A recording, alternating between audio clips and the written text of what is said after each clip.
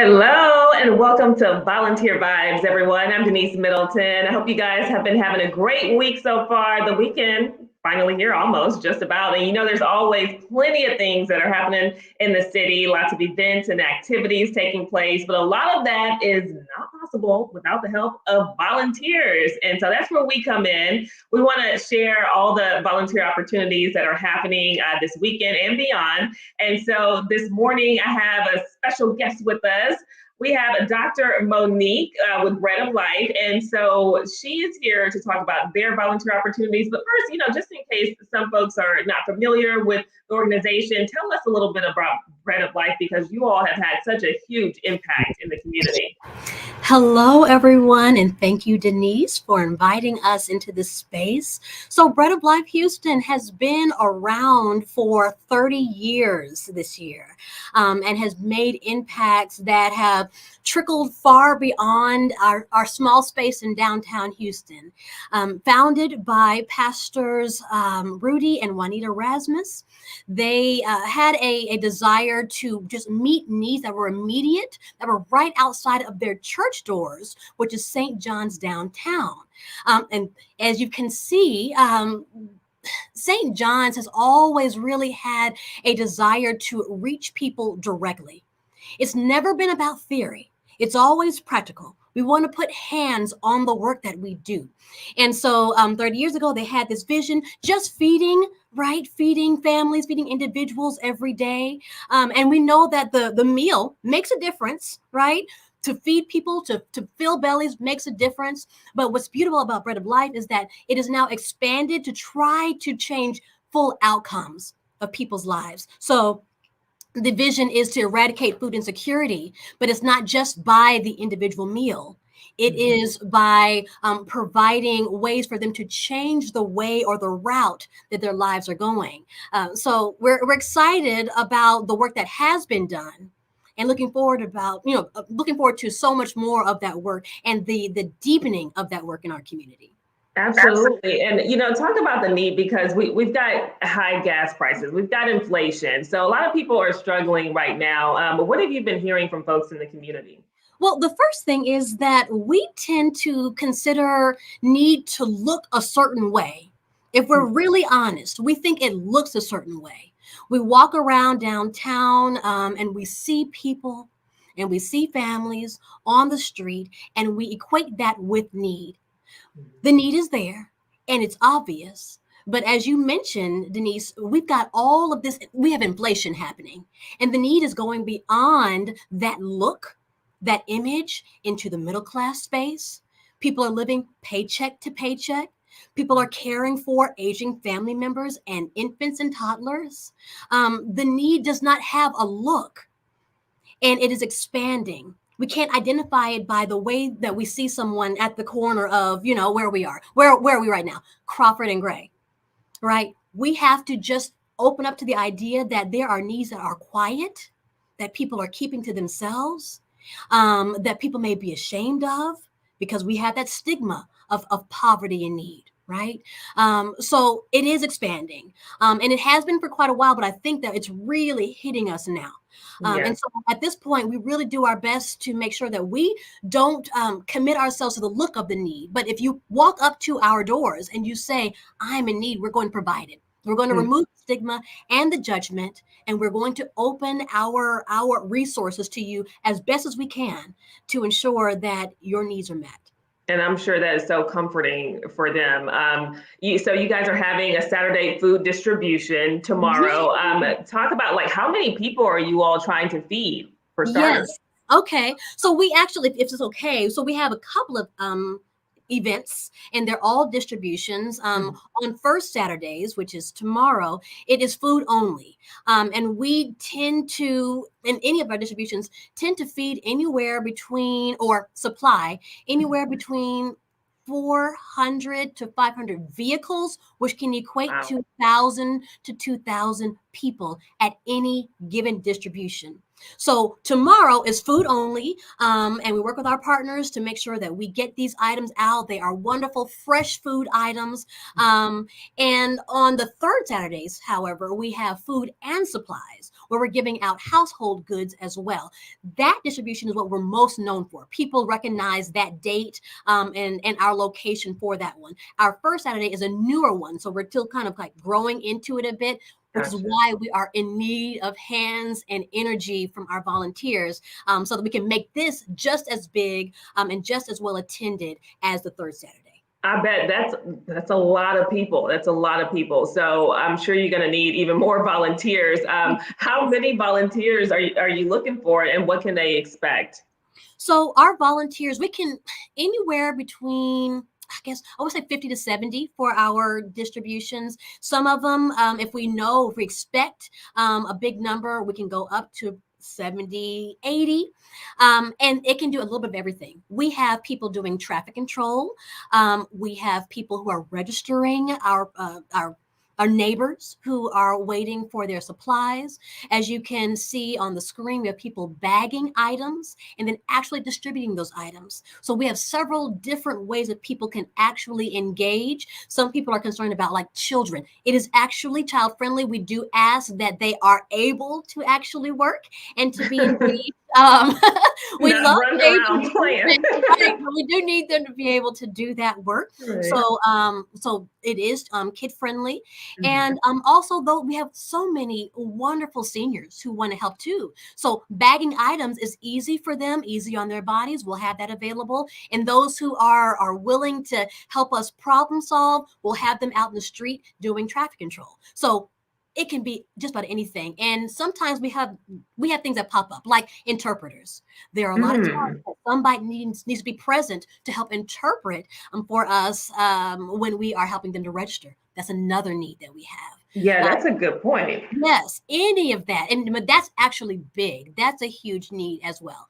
If we would have people who are kind, compassionate, great communicators come and help interpret for us, that's beautiful.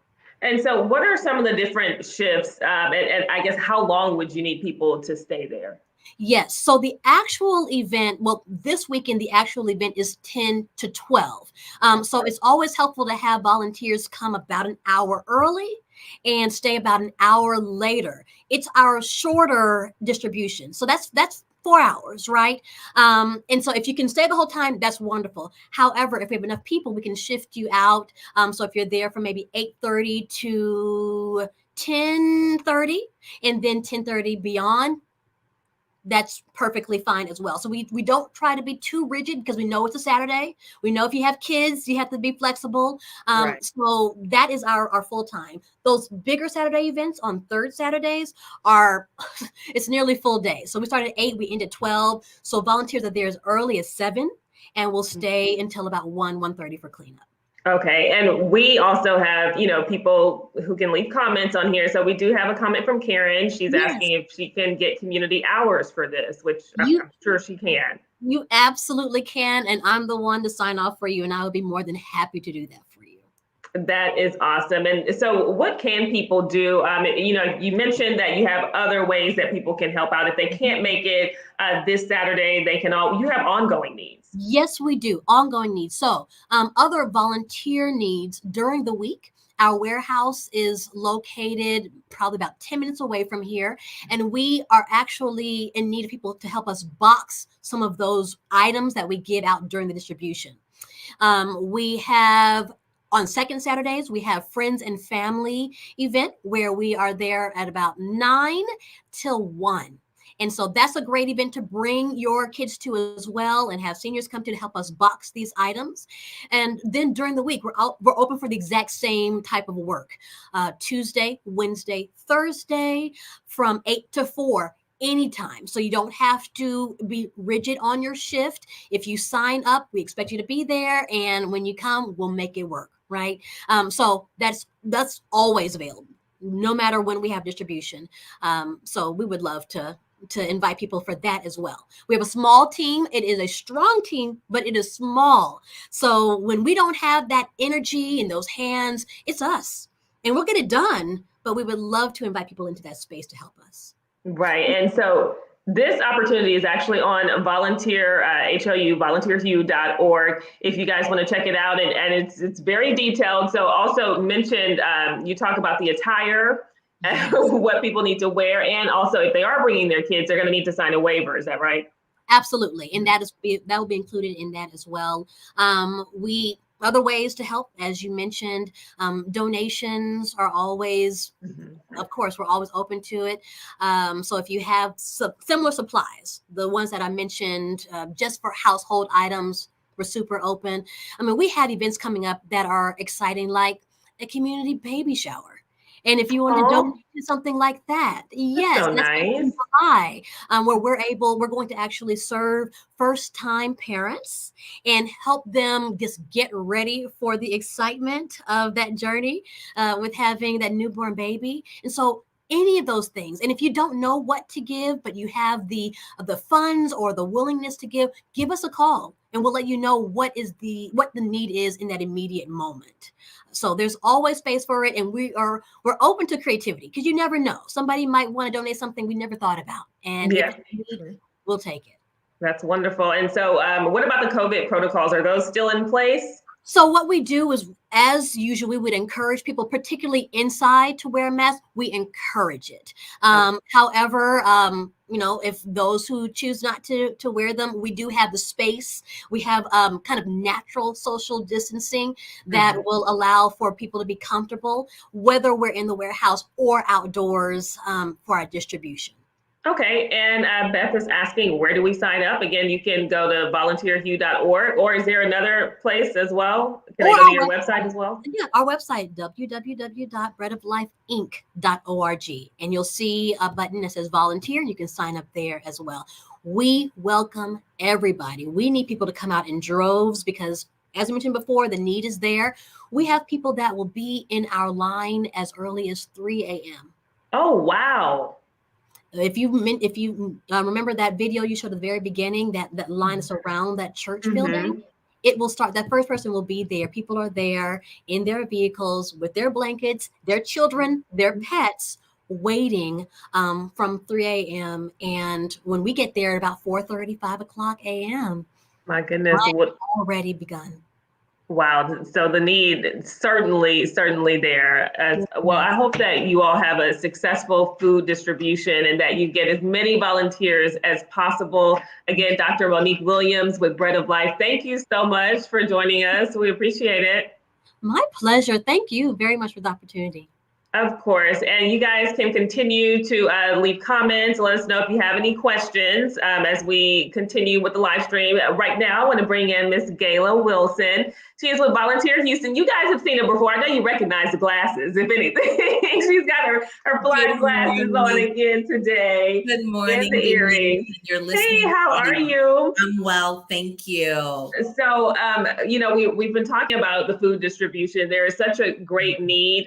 We've talked about inflation and gas prices. So there are a lot of food distributions going on, not just the one with Bread of Life, but there's so many other ways that people can help. So I know you have another food distribution to tell us about. We do. And as Dr. Monique mentioned, the need is great, and food insecurity can be very public, but it can also be very private. So Epiphany Community Health Outreach Services will host a weekly food distribution. And so their weekly drive-through food distributions are open to anybody in the Houston area. And they offer it 1 to 2 times per month that they can have fresh meat, dairy, and produce.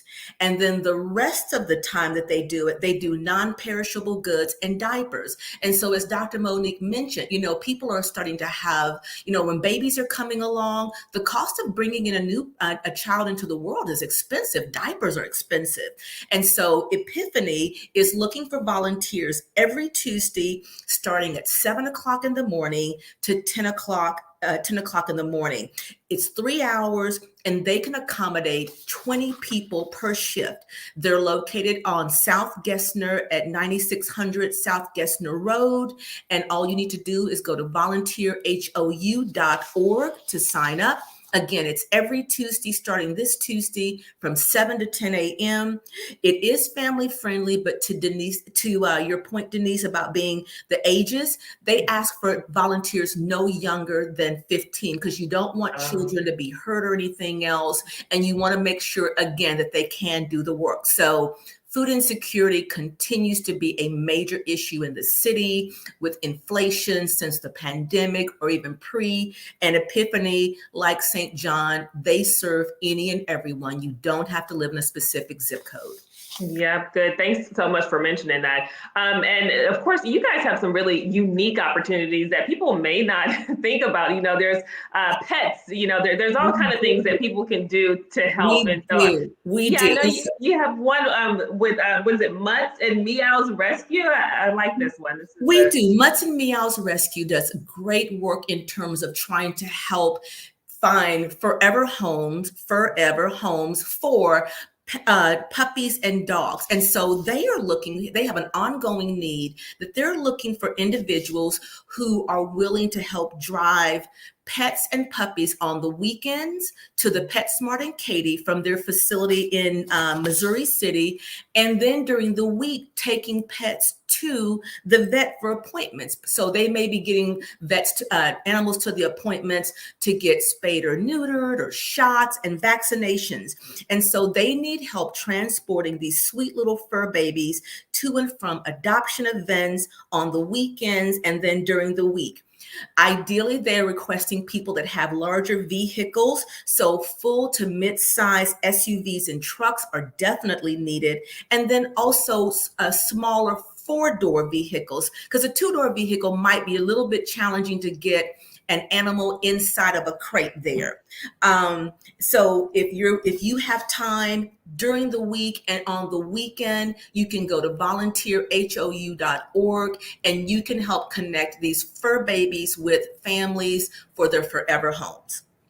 Well, that is wonderful, Gayla. Thanks for sharing that. And I know there's an ongoing need with supporting refugees. Yes. So tell us what they're looking for and how many volunteers they need this weekend. Yes. So the Alliance is one of 4 resettlement agencies in the city of Houston. And so they're looking for individuals to help sort donations because they continue to get donations coming in.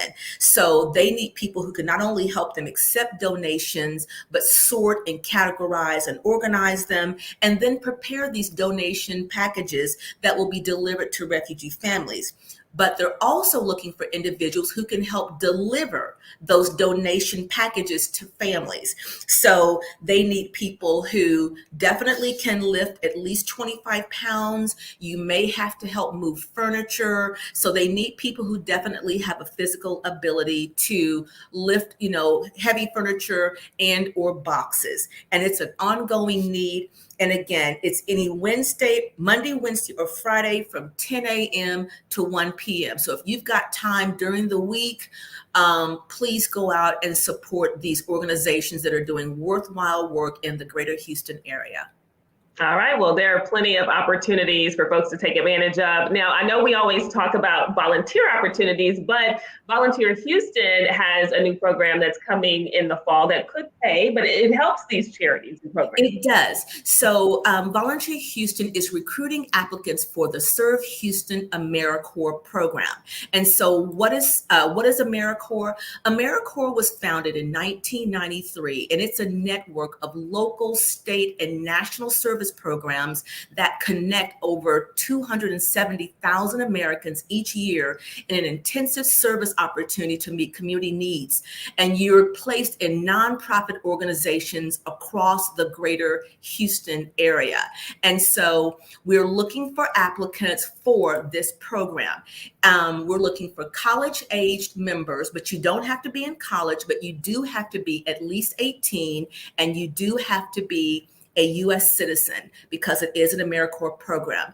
And ultimately, you'll be placed in groups of 5 in 10 different nonprofits across the greater Houston area, helping to serve those nonprofits.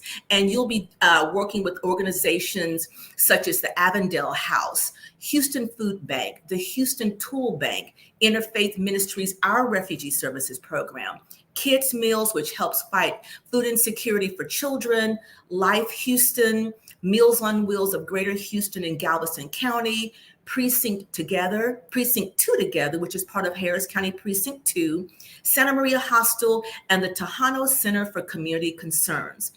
In addition, as far as being a member, you receive a living stipend throughout your service, which starts in September and goes through April. You serve 20 hours per week. And then if you complete the program, you get an education stipend of close to $2,000 upon successful completion of the program. All right. Well, that sounds like another wonderful opportunity for a lot of folks. Gayla, thank you so much. You know what? Yeah, and Dr. Monique Williams, thank you again for coming on. Again, they have their Saturday food distribution happening tomorrow from 10 to 12. So hopefully you guys can make it out there, and you can head to volunteerhou.org to sign up. You can always come here every Friday at 11 a.m. If you can't make it this weekend, we have some more opportunities to tell you about the following weekend and, of course, beyond. So thanks so much to everyone for joining us. Hope you have a great weekend. Thank Bye, you. all. Bye. Bye.